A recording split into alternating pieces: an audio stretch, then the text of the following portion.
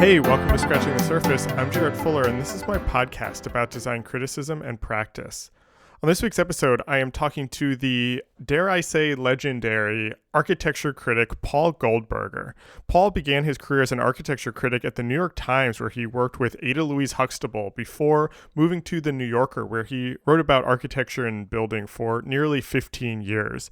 He's currently a contributing editor at Vanity Fair and is spending more and more of his time writing books. He's the author most recently of Building Art, a really fun biography of Frank Gehry, and his new book, which actually just came out yesterday, is called Ballpark, Baseball and the American City, which, as someone who doesn't really know anything about baseball, I wasn't sure I would enjoy it, but found it to be a really fascinating look at the history of baseball parks and what it tells us about how we think about our cities. In this conversation, Paul and I talk about his storied career and how architecture criticism has evolved over his time writing. We talk about his goals as a critic and the role of the critic. We talk about how he structures biographies in his books. And we talk about the process for the baseball book and what these baseball parks tell us about the future of cities. Paul is obviously somebody that I've wanted to have on the podcast for a long time. His writing has influenced not only myself, but so many of the guests that I've had on the podcast before. So it was so great to finally have him on the show to talk about all of these things that we're interested in. It was a real honor, and I hope that you enjoy the conversation. If you're a fan of the podcast and want to help support it, you can become a member for $5 a month or $50 a year. When you become a member, you get an exclusive monthly newsletter that kind of reflects and expands on the themes of the podcast, shares news and events about previous guests, and gives a preview of upcoming episodes. When you become a member, you help support the ongoing production of the podcast and really help keep it going. I just appreciate all of your support and hope that you enjoy this excellent conversation with Paul Goldberger.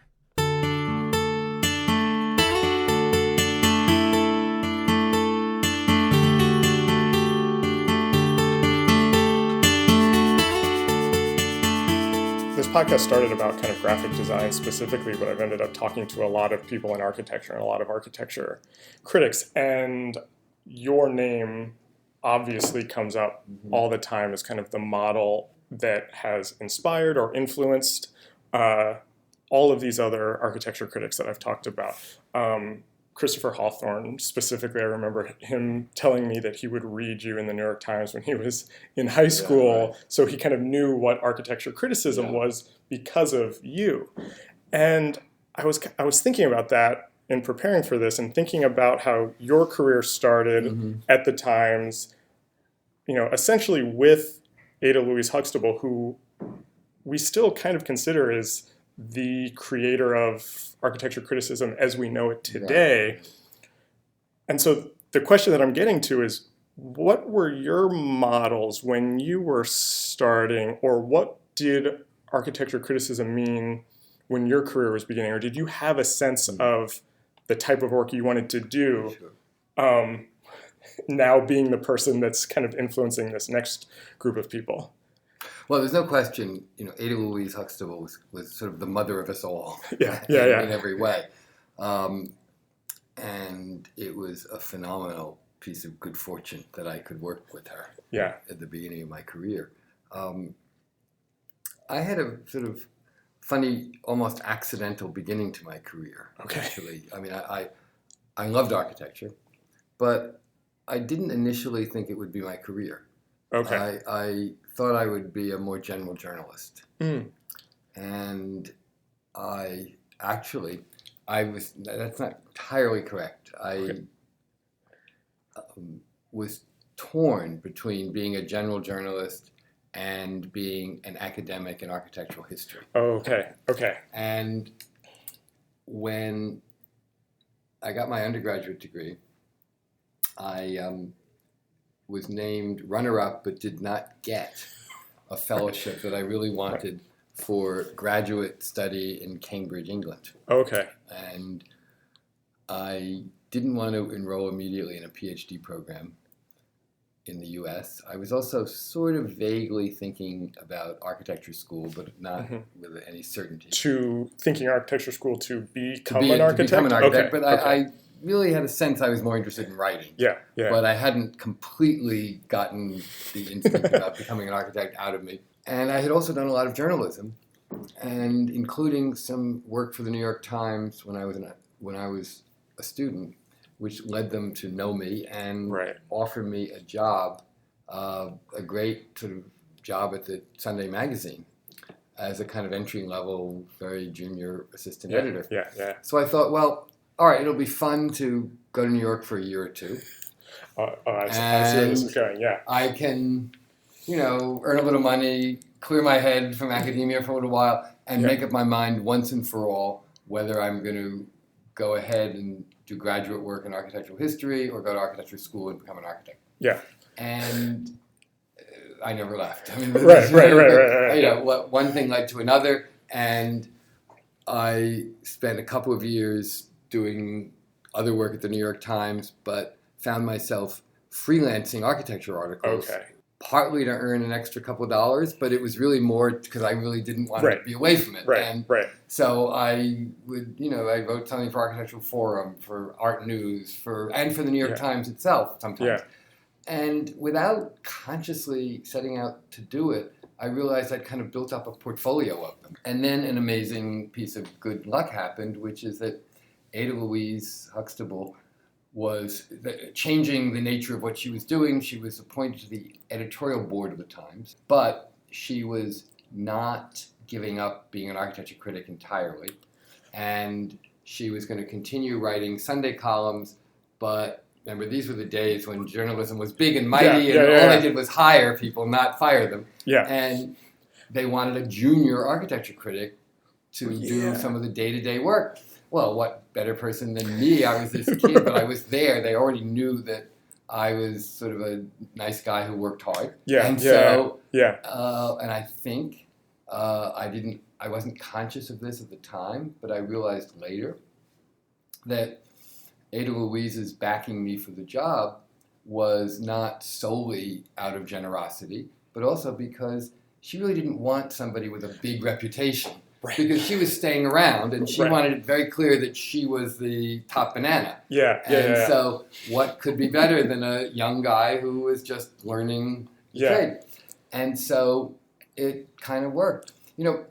It's always really important to remember that I think every successful career has an element of luck to it. And the people who deny that are either fooling themselves or trying to fool you, one or the other. I don't mean to make this a what if question, but have you thought about if you ended up going into academia, how that career would have been different than the one you had now? Yeah. Would your interests have been different? And maybe a sub-question, or maybe this is completely unrelated, but I imagine working with Ada Louise, you learned all sorts of things about writing, but also about architecture and how to look at architecture. Was that a kind of equal education to what you would have had, but with maybe a different audience or a different place to write?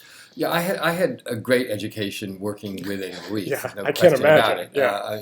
I mean, we had a great time first because we were sort of the only people at the paper who really cared about architecture. So we had a very good time just kind of gossiping as well as doing other stuff too. And what I learned from her, though,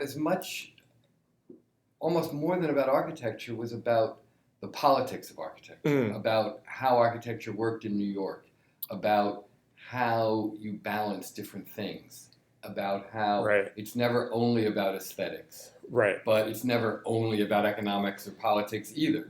And to be properly skeptical of real estate and all that stuff. But I was doubly lucky in a way because I had really two important mentors in my career. One was Vincent Scully, who I studied with, and the other was Ada Louise. It was sort of interesting that they actually were not very fond of each other. And I went at Ada Louise's memorial service. honored to be asked to speak. And I mentioned that, and I said it was sort of like growing up with divorced parents. Yeah. Because I felt very loyal to both of them, and they were not very fond of each other. Right. I think it may have just been professional jealousy of a certain sort. I don't know. But anyway, but they were both very important. I think Scully was probably more important in actually shaping my eye and how I look at buildings. Oh, okay. Ada Louise was more important in terms of my figuring out how to navigate the world of criticism and journalism in New York. That's really interesting to me as I was rereading a bunch of your work to prepare for this, and obviously reading the new book on baseball parks. I was struck by how well you, or how good you are at blending, talking about the aesthetics, talking about the building itself with these larger questions around politics or economics. I read an interview that you'd done about your Ground Zero book and how the editor wanted you to replace architecture and politics because you were writing about this. And I noticed this is a thread through a lot of your work, that it starts with an object or a thing, but becomes about something much more. If you don't talk about the other stuff, you're just comparing shapes. And I don't mean to say that there's not such a thing as serious form-based criticism and analysis. Of course there is. Mm-hmm. But at the end of the day, a work of architecture is a piece of form that exists within political, social, and economic realities. Right. And it ultimately has to be evaluated with an awareness of all those realities, as well as an awareness of its existence as a piece of form. Yeah. And I feel that the most important thing to really understand if you want to criticize architecture is to be able to see it as multiple things at once. Right. In other words, if you see it as either this or that, it won't work. Yeah. It must be both and, because architecture is both and. Right. It is an aesthetic object, and it is a thing with practical as well as theoretical reality. Right. Which, a work of art is not necessarily. Yeah. But a work of architecture is. This is possibly a weird question, and possibly a question that won't go anywhere, but I'm curious about the places where you've written. Specifically, I'm thinking about your earlier work at the Times and at the New Yorker. Yeah. Were you writing? I'll admit that I obviously have not read everything that you you wrote during your time there, but were you writing? Even my mother did. Okay, good. Were you writing specifically? How much of what you were writing was about New York buildings, and then were you thinking about the audience as being New Yorkers also, and did that play a part in thinking about these as not just buildings, but as functional objects that real people go to?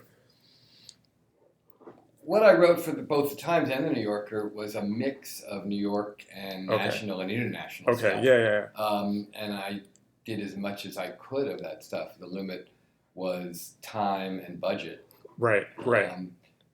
Neither of which felt as limited then as they do now. And so, but I think this applies to any building everywhere. I mean, I remember flying to Munich to write about Herzog and de Meuron's soccer stadium. Right. I mean, you think about that in terms of its social and political existence as well as its aesthetic existence. I mean, I guess the thing I was thinking about when I asked that is just how much of, and this is something that I know you've talked about a lot, but how much of the architecture discourse or the architecture press has become so globalized, and that there is this idea of starchitects now, and that we look at these figures as heroes and their buildings as aesthetic objects, I think, in a lot of ways. Has that changed, or am I kind of wishing to go back to something that maybe never was? You know what I mean? I do, and you're wishing to go back to something that maybe never was. Okay. I don't think, the starchitect phenomenon, it's part of our culture, but it's not completely without precedent. I mean, Right. look at what a celebrity Frank Lloyd Wright was. Right, in right, his right, time, right, and right. what an incredible manipulator of media he was, actually. Yeah, yeah. In his lifetime. And certainly there have been, Philip Johnson was a celebrity. Right. I.M. Yeah, of Pei course. was a Yeah. celebrity. And so Yeah. even before this new age of celebrity architecture. I mean, I think, there's no question we live in a culture that is more attuned to celebrate celebrity than Right. before. We also live in a culture that is more architecture aware and more visually aware. Right. And if you put all that stuff together, it will kind of yield the Starchitect phenomenon somewhat. But, Henry Hobson Richardson in the late 19th century was going around doing buildings in Chicago and Boston and New York and Buffalo and all kinds of places. And so were you, I mean, let me maybe ask the question in another way. Were you writing when you were thinking about your audience, were you thinking about people who would be encountering the buildings, or were you writing from a place of educating other people or kind of talking? I think both. I think both. I don't think those are mutually exclusive at all. I mean, certainly if you were writing, because the Times had proportionately more readers in New York than elsewhere, but it still was, even before the internet, it was seen elsewhere too. Right. But nevertheless, most readers were in New York. The likelihood that they would encounter the building was higher than somewhere else. Right. But at the same time, architecture is part of culture. Right. And you're writing much more than a consumer guide. You want people to know of the significant things, and they in turn want to know about the significant things going on. I see. Yeah. In the same way that, you may or may not see a certain movie or play or opera. Yeah. But a good critic will write about those things with some recognition that this is of note, or might be not of note, but in the culture of this moment, and therefore people who want to be aware of what's significant will want to read it. It's much more than a consumer guide. Right. Can you talk about that a little bit more, and specifically about, I'm really interested in how criticism as a practice has evolved over your career, and maybe it's criticism itself kind of standing in culture and the way we treat it. And just talking about the New York Times having essentially 2 architecture critics, like you said, sounds magical. It was a pretty amazing. There was certainly in my early years at the Times, it was amazing. The Times really tried very hard to write about almost everything significant in every field. Almost every movie, almost every play, almost every recital. Right. I mean, the music people even wrote about, debuts. Of new pianists. And in fact, I think sometimes people would plan a debut solely to get reviewed in the New York Times. Right. And there was this feeling that it was like, if the tree falls in the forest and the New York Times is not there to hear it, doesn't make a sound. And that had begun to ebb in my time there. I mean, we were beginning to think space was beginning to get a little bit tighter. And there was an increasing sense that the Times had to be selective. But it was still covering most really significant things. And we covered most art exhibitions and most galleries. I mean, it was just, it was fantastic. And the New York Times really was the thing that proved that something had happened. Because it was there. And those days are long since gone. There is a feeling, which I'm not entirely sure I share, that readers want broader, more analytical pieces that are more about trends than specific. The problem is, it's hard to write about the forest when you ignore most of the trees. And it's true that writing only about trees doesn't constitute writing about the forest either. So, you know, it's You've done a great job of stretching this metaphor, by the way. Well, I think it can now be addressed, but it's. But, no, I know what you mean, though. Yeah, and so, you know, you try to balance all that stuff. That's all. Yeah. Well, I mean, balance it. you know, and I almost feel like you've, you know, maybe not just criticism in general, but your career that I think there's been a certain trajectory. And I think even going from the New Yorker to Vanity Fair was a move from something that gave you a little bit more flexibility, that let you kind of maybe cast your own interest in some ways and write about some larger ideas and have some freedom. How can you just talk about that kind of transition of your career from, you know, writing about each new thing to kind of stepping back and thinking about things? Well, I think I've been doing it in stages. Yeah, of course. I mean, you know, at the New York Times, I mean, because I was lucky enough to start my career pretty young, I'd been doing it for a while, and eventually you want to do some other things. I didn't really want to leave architecture, but I want to do some other things. And I spent a few years as cultural editor, and then got tired of going to budget meetings and things like that. Yeah. And then became chief cultural correspondent, and occasionally did some architecture pieces, but tried to do broader things. And then the opportunity came to go to the New Yorker, which again was a chance to sort of not do everything, but do the stuff that seems most compelling and most interesting and exciting. And I did a mix of longer pieces, particularly I was there during the whole time of 9/11, and you know that yielded several long pieces and ultimately a book too. Then, you know, I'd done that for 15 years. That was a while. Well, I mean, I think like even now, I feel like so much of your output now is in book form. That you're kind of spending time writing books. Yeah, I'm really not doing much journalism anymore. And was that a conscious decision, or was that something just kind of following your interests? Or I think it's a mix of things. Following my interests and realizing that, as a friend of mine once said when I was working on a book that was not making enough progress, in part because I was doing a lot of articles and kept interrupting it. He turned to me and said, you know, this book is not going to write itself. It was sort of a wake-up call, and I realized that if I wanted to spend more time on books, the time had to come from somewhere. Also, look, journalism there's not as much of it to do as there was before. And the days when it was if you were a writer, it was sort of a seller's market. And the New York Times wanted anything I could possibly do, and they had room to print it. And if I wrote a piece a day, they would have been happy. It was crazy. And so, you know, those days were long gone. So there was less journalism calling out to be done.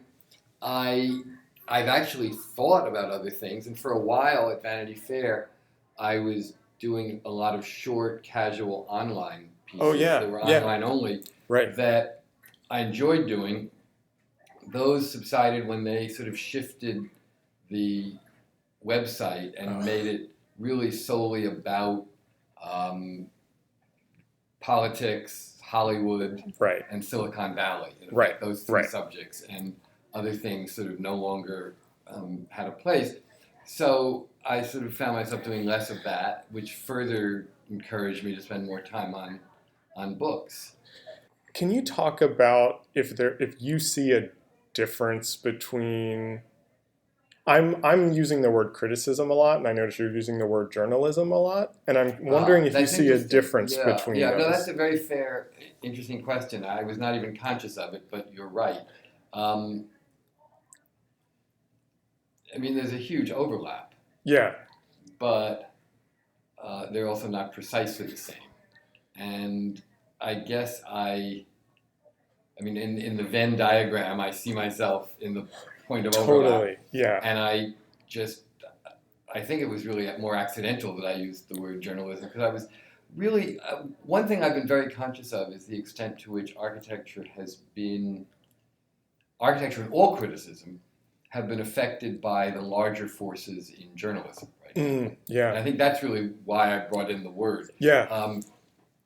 particularly print journalism, which has contracted hugely and is no longer the thing it was. Criticism has, to some extent, reformed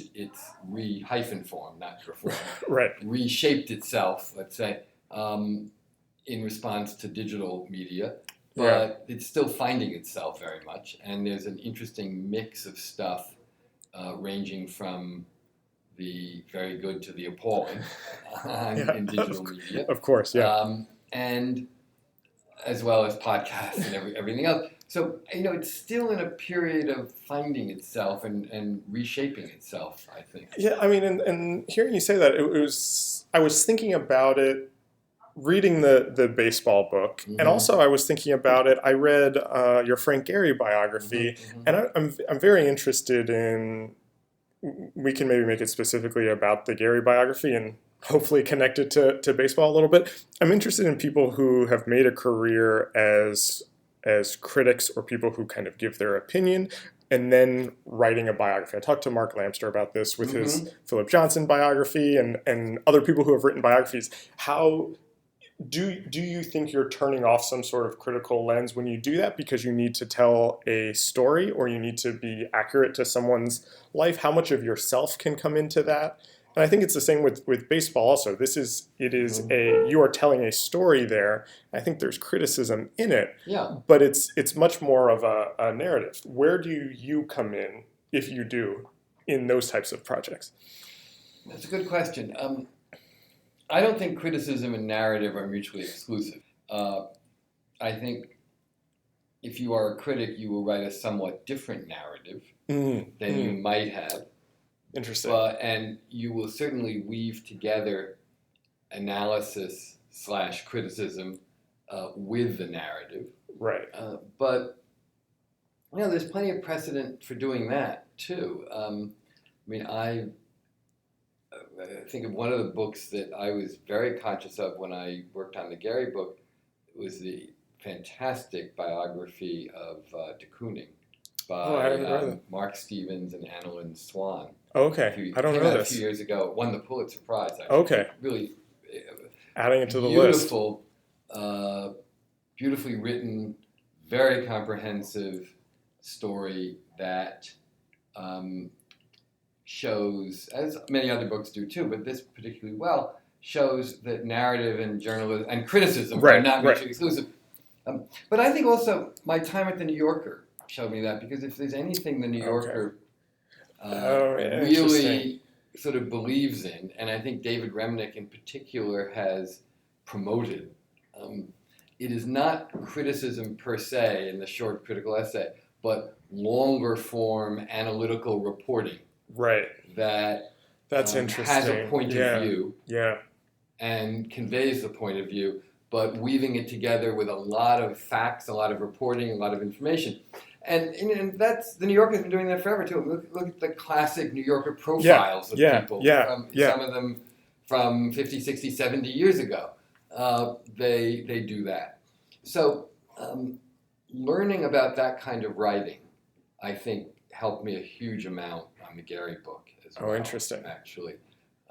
That a kind of interpretive, analytical narrative that also has criticism as a part of it. Yeah, I mean, I have this theory about New Yorker profiles, and maybe this extends to biographies too, now that I think about it, is that the profiles that I love the most are the ones that when I'm done, I can't totally tell if the writer likes the person or not. Mm-hmm. Like it's not negative, it's not positive, but it's this like, this kind of weird in between, which I kind of got in your Gehry book. Now that I think about it,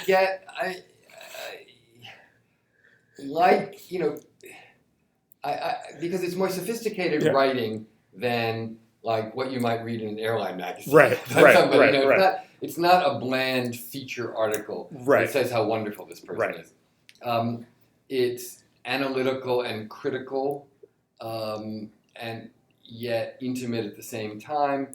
And look, that's the reality of most people anyway, right? They are not simple goods or simple evils, but rather complex things, and this kind of writing tries to get at that. I mean, I think the Gehry book is fundamentally positive about him, and I wanted it to be, and I do like him. But you get a few. His flaws are not absent. Right. When it gets to that kind of glowing feature, you'll throw in a sentence or a paragraph that kind of pulls it back a little bit. Yeah, and also he screwed himself and a lot of other people at various times with behaving badly, and that's in it, and so forth. Yeah. And then so let's talk about the baseball book a little bit, because I think it actually kind of connects a lot of the things that we're talking about, because I got it. I got it from your publisher, and I was interested in it because I'm interested in you, but I have no interest in baseball. Okay. I'm not sure I've ever been to a baseball game, to be honest. But I started reading it and was really enjoying it, and was kind of surprised. And you're the dream reader, because it's, I want this book to interest people who are not interested in baseball. Yeah. And by the same token, I wanted to interest baseball people who are not interested in architecture. Right. And I'm hoping that it can bring both of those worlds together. Yeah. In a way. Well, I wonder if people who are interested in baseball will take the opposite of what I took from it, in that, this book actually, and it's kind of like the Ground Zero book, switching architecture and politics. This isn't actually about baseball. This is about cities and how we think of cities and the development of cities. And baseball really is a lens that we can, through which we can sort of track the history of American urbanism, in effect. Right. Yeah.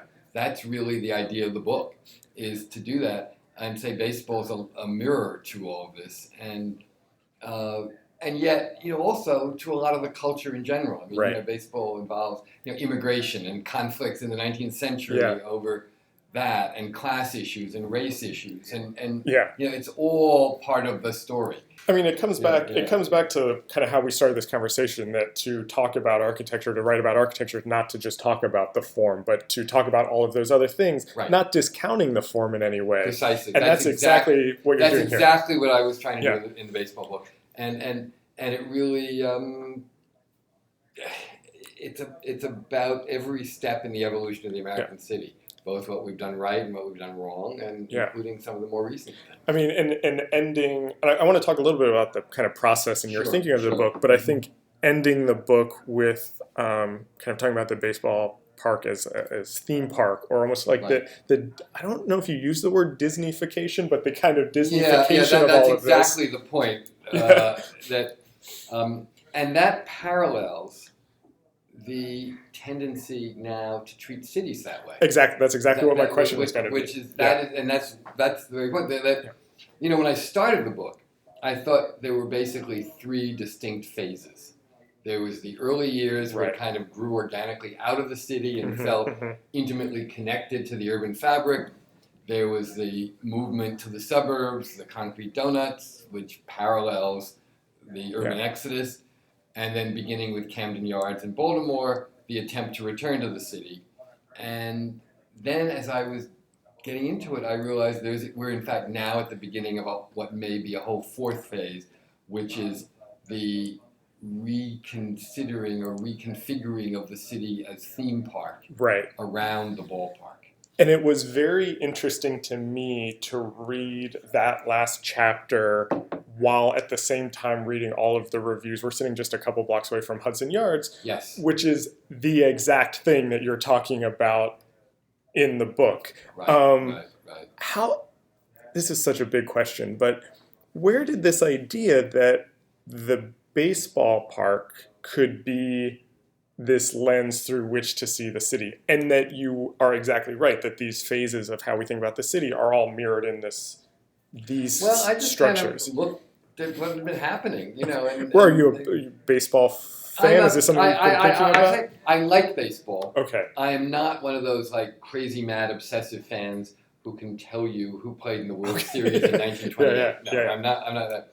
And it's only by accident that I happen to remember the Mets are playing the Padres tonight in San Diego, because I saw something on my phone about it. So I don't follow it obsessively, but I like it and enjoy it and am interested in it. Yeah. I think if I didn't, it would be too hard to write the book, in the same way that you might not be an obsessive musicologist, but you'd have to sort of like music to write a book about concert halls. It would seem odd to like hate music and that. So I do like baseball, even if it's not my whole, my biggest obsession. The origins of the book really come back to the New Yorker. Okay. It's now, oh God, I can't believe it. It's a whole 10 years ago when the new Citi Field and the new Yankee Stadium opened. Right. And I wrote a column on them for the New Yorker. And I started delving into the history of both places and both ballparks. And I realized that the history of these places was far more interesting and complicated than I had known. Right. And I just kind of put it in the back of my head that there was more there.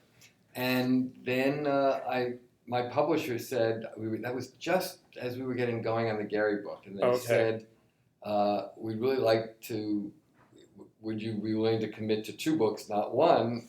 And if so, what else would you like to do?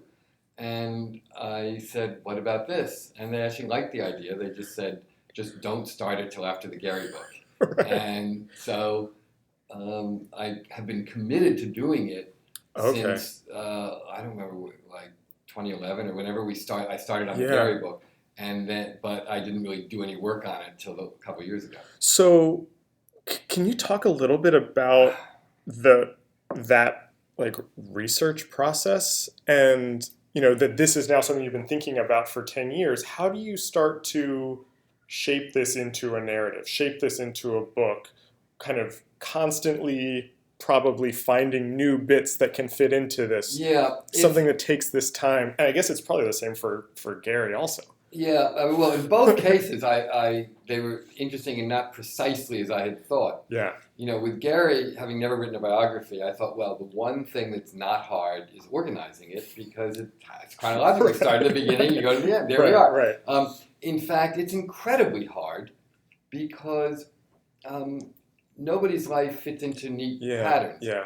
And everybody's life involves a lot of stuff at once. Right. And yet you can't tell a coherent story unless you break it up. And so, and I looked back at other biographies and realized that in fact, like a film script, they actually do a lot of artificial things that are neatly enough stitched together so you don't realize that this is, taking certain liberties.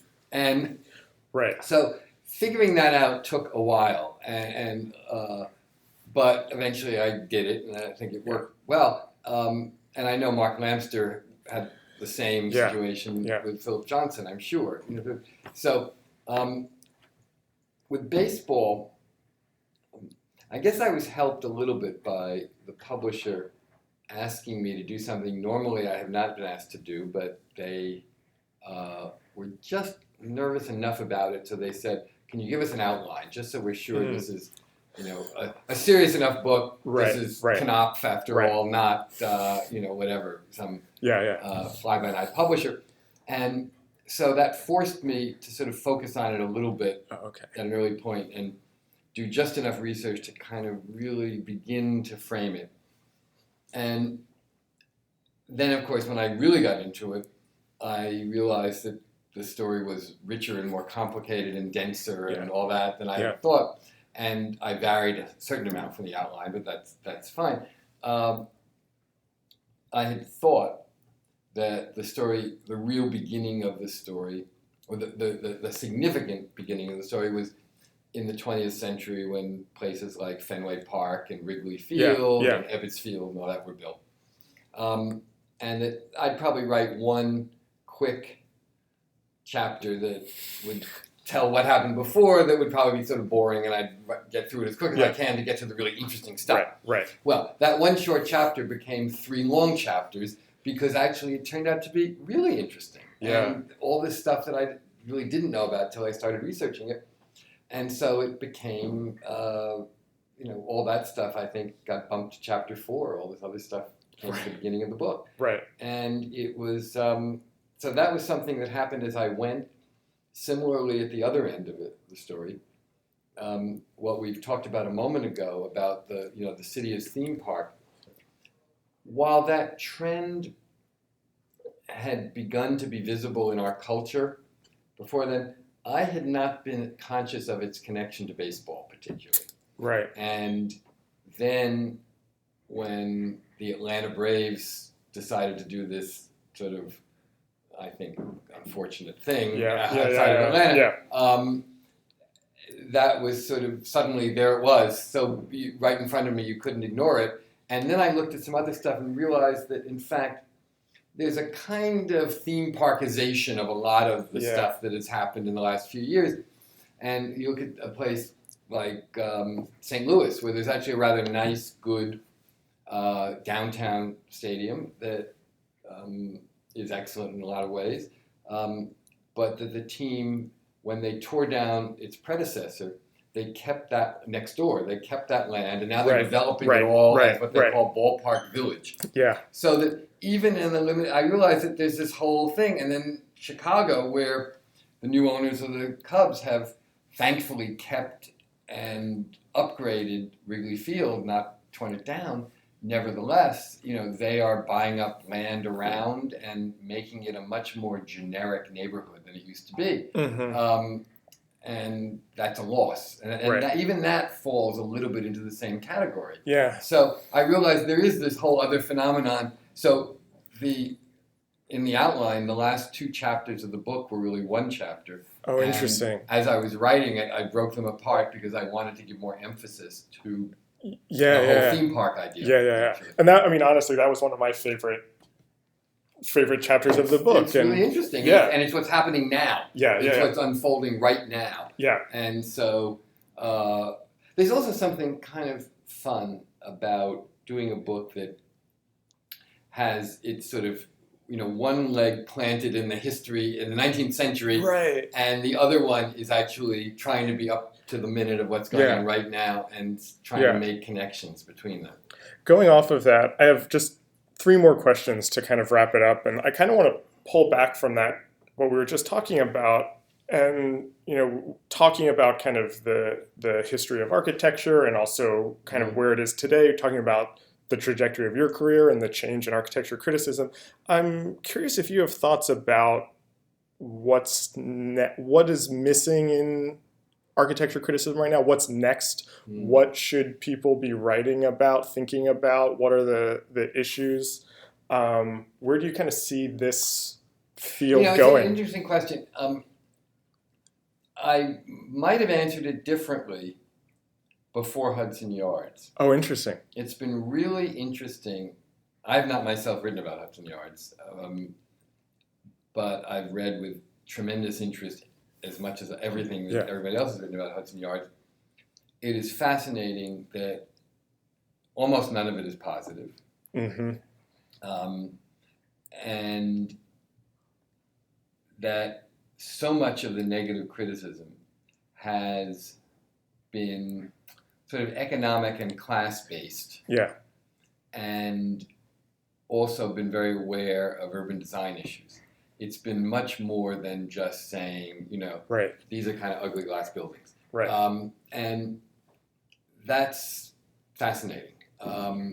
Whether it's right or wrong and all that, and who knows what the long view will be. Who knows a lot of things. Yeah. I'm not myself commenting, although obviously I agree with it. But it has made me feel somewhat more hopeful. Yeah. There's been a lot of strong, good writing that has really stepped up to look at it in terms of the bigger picture.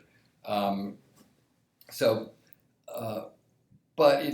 there's also been a real range from intensely personal pieces to sort of less so. Right.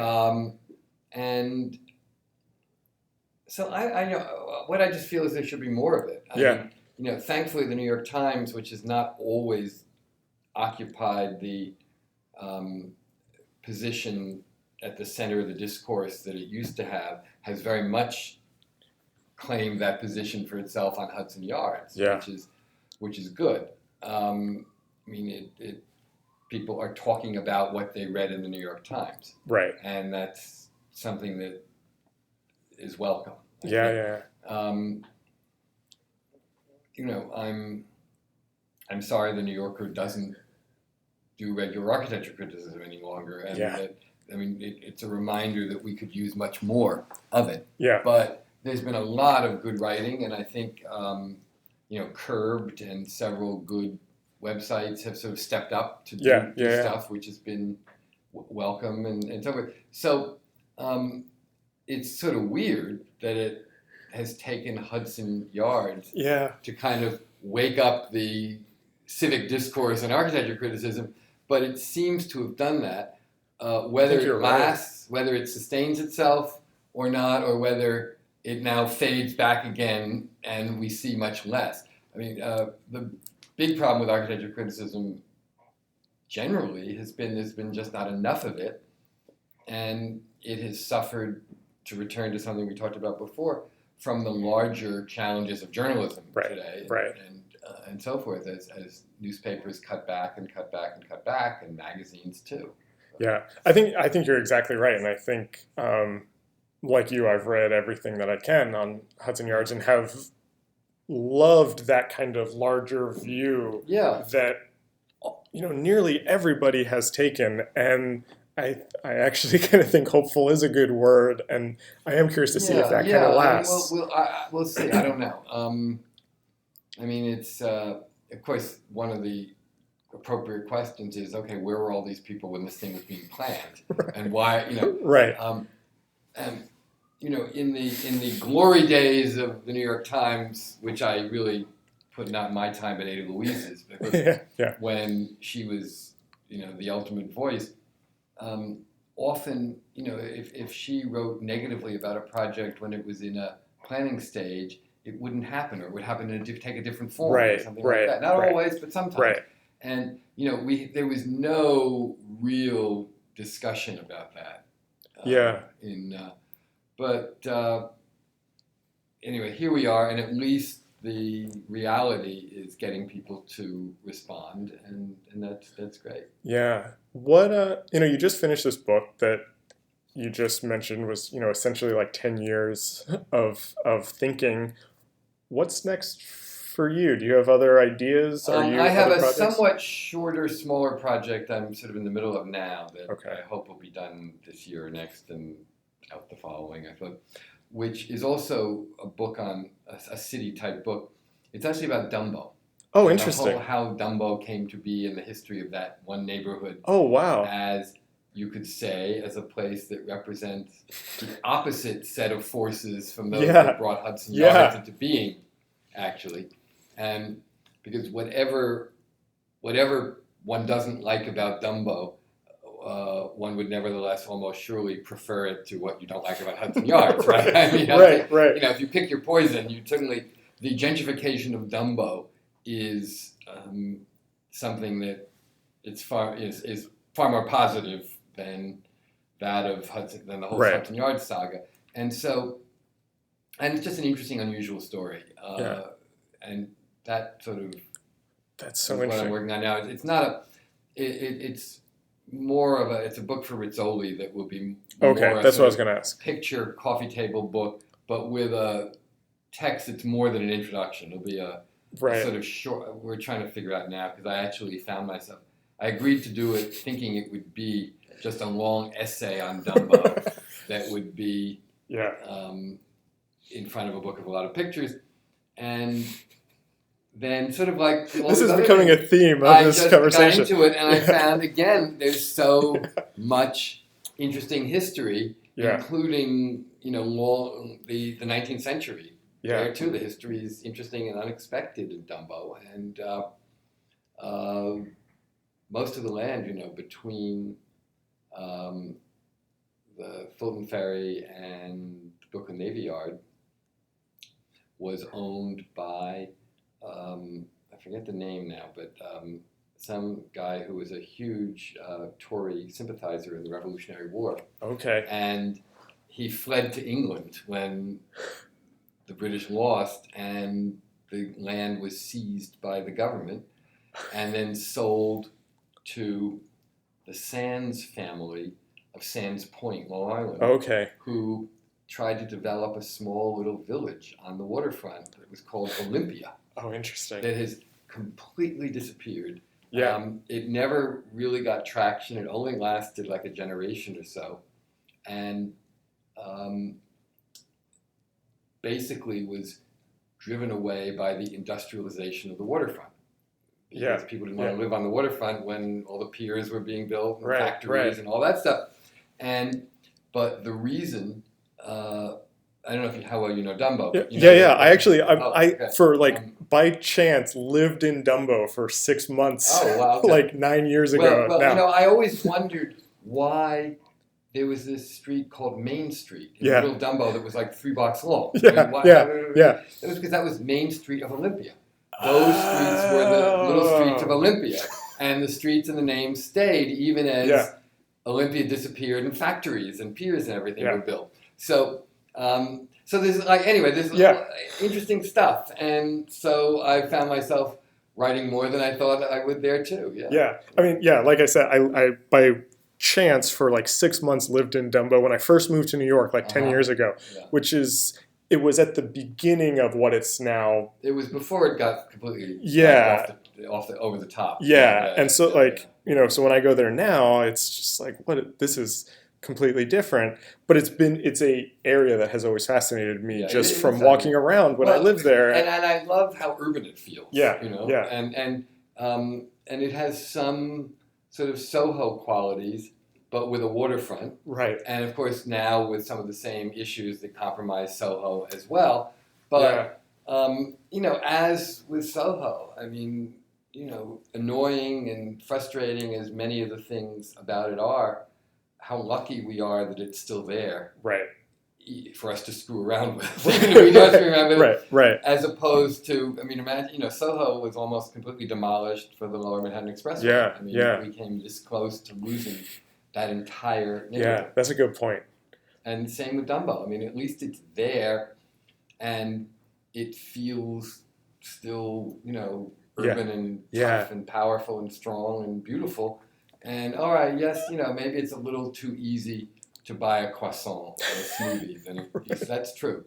But, is this truly the worst sign of civilization? No, it is not. It's okay. I can't wait for this book already. I'm so excited. My last question is, we started the conversation talking about Ada Louise and kind of your mentors, your models.